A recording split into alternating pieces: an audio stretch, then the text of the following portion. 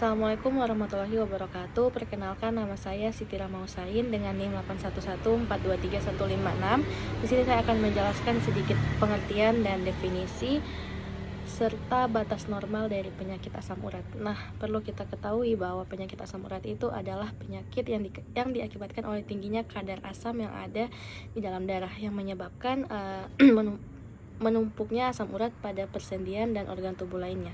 Untuk nilai batas normal asam urat yaitu bagi wanita 2,4 sampai 6,0 mg per desiliter dan untuk pria yaitu 3,0 sampai 7,0 mg per desiliter. Baik, saya Claristi Vilagoma akan melanjutkan penjelasan dari rekan saya masih mengenai tentang penyakit asam urat. Di sini saya akan menjelaskan tentang dampak dan penyakit yang ditimbulkan. Asam urat yang tinggi dalam darah atau hiperuricemia itu dapat menimbulkan berbagai masalah kesehatan.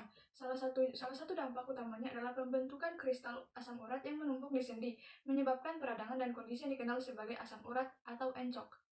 Hal ini ditandai dengan nyeri sendi mendadak, bengkak, kemerahan, dan sensasi panas, terutama di jempol kaki, lutut, atau pergelangan tangan. Selain itu, hiperuricemia ini juga dapat memicu pembentukan topi, yaitu benjolan keras di bawah kulit akibat akumulasi kristal. Dampak lainnya itu adalah gangguan pada ginjal, seperti batu ginjal yang menyebabkan nyeri pinggang dan kesulitan buang air kecil, serta kerusakan ginjal jangka panjang. Lebih jauh lagi, kadar asam urat tinggi ini sering dikaitkan dengan peradangan kronis yang meningkatkan risiko hipertensi, penyakit jantung, dan sindrom metabolik, termasuk obesitas dan diabetes.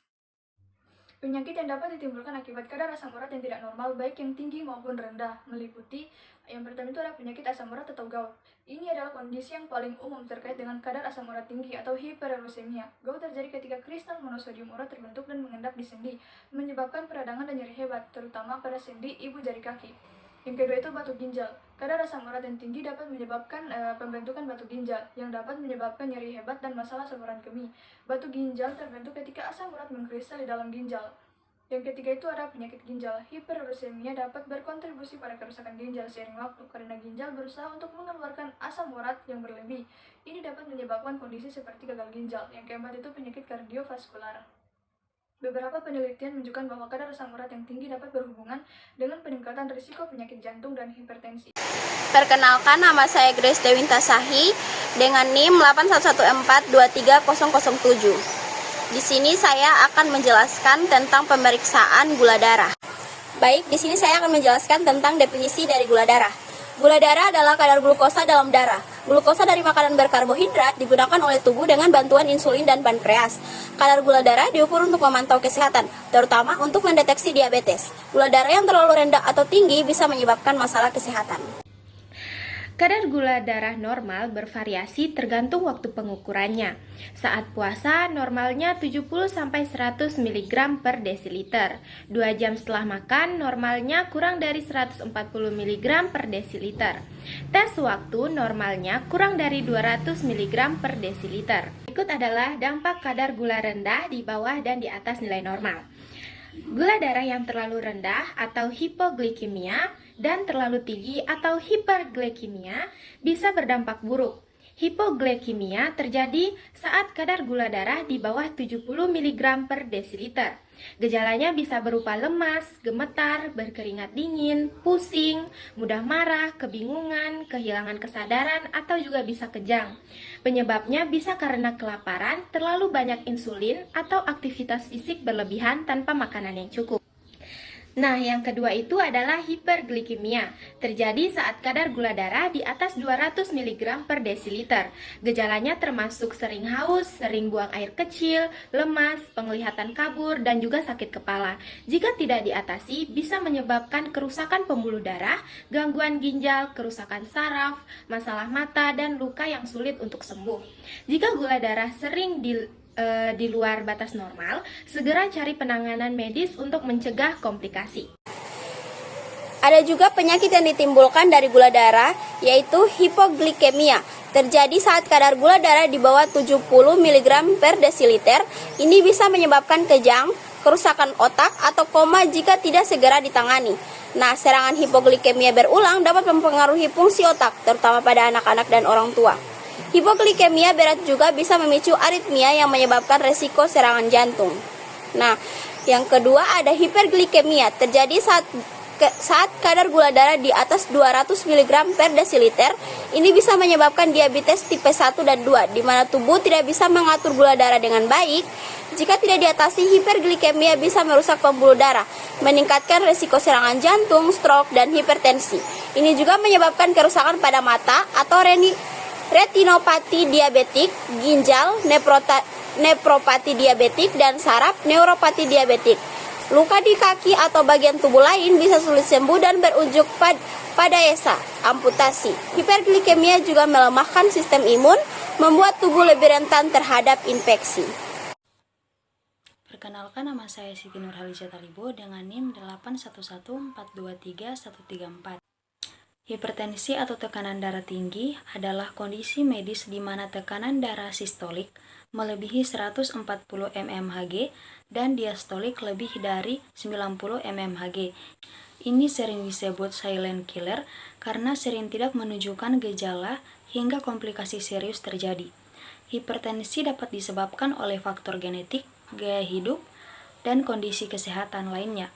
Pengukuran rutin tekanan darah sangat penting untuk deteksi dini dan pengolahan kondisi ini, yang dapat mengarah pada penyakit jantung dan stroke jika tidak ditangani. Tekanan darah normal adalah kurang dari 120/80 mmHg, sedangkan tekanan darah tinggi atau hipertensi adalah lebih dari 140/90 mmHg. Berikut klasifikasi tekanan darah berdasarkan kategori. Yang pertama ada normal. Tekanan darah sistolik atau TDS kurang dari 120 mmHg dan tekanan diastolik atau TDD kurang dari 80 mmHg. Yang kedua ada hipertensi TDS 120 sampai 139 mmHg dan TDD 80 sampai 89 mmHg. Yang ketiga ada hipertensi tingkat 1 TDS 140 sampai 159 mmHg dan TDD 90 sampai 99 mmHg. Yang terakhir ada hipertensi tingkat 2 TDS lebih dari 160 mmHg dan TDD lebih dari 110 mmHg. Perkenalkan, nama saya Nur Wahida Mutiara Sande dengan NIM 811423038. Jadi, hipertensi terjadi ketika tekanan darah terlalu tinggi, yaitu di angka 140/90 mmHg atau lebih. Nah, kondisi ini tidak selalu menunjukkan gejala yang jelas, sehingga penderita hipertensi seringkali tidak menyadari ia memiliki tekanan darah di atas normal. Apabila tak kunjung ditangani, tekanan darah tinggi dapat memicu komplikasi serius berupa penyakit jantung, stroke, kerusakan ginjal, serta retinopati. Nah, kemudian hipotensi atau tekanan darah rendah adalah kondisi saat tekanan darah berada di angka 90/60 mmHg atau di bawahnya. Jika terjadi secara terus-menerus, hipotensi dapat meningkatkan risiko timbulnya masalah kesehatan pada organ-organ tubuh. Di antaranya seperti risiko prahipertensi, yakni tekanan darah yang mendekati batas normal yang dimana meningkatkan risiko hipertensi di masa depan dan komplikasi terkait jika tidak diatasi dengan perubahan gaya hidup. Kemudian, risiko kesehatan mental yang dimana tekanan darah rendah juga dapat menyebabkan gejala seperti pusing atau kelelahan, meskipun ini lebih jarang dibandingkan efek hipertensi. Baik, perkenalkan saya Siti Fauzia Bude dengan NIM 811423069. Nah, kesimpulannya, memantau kadar gula darah, asam urat, dan tekanan darah adalah langkah penting dalam menjaga kesehatan dan mencegah komplikasi serius. Ketiga kondisi ini saling terkait dan dapat memperburuk satu sama lain jika tidak dikelola dengan baik. Gula darah yang tidak normal dapat menyebabkan diabetes, yang pada gilirannya meningkatkan risiko penyakit jantung dan kerusakan ginjal. Sedangkan asam urat yang tinggi dapat menyebabkan nyeri sendi dan peradangan, serta berkontribusi pada masalah ginjal dan jantung.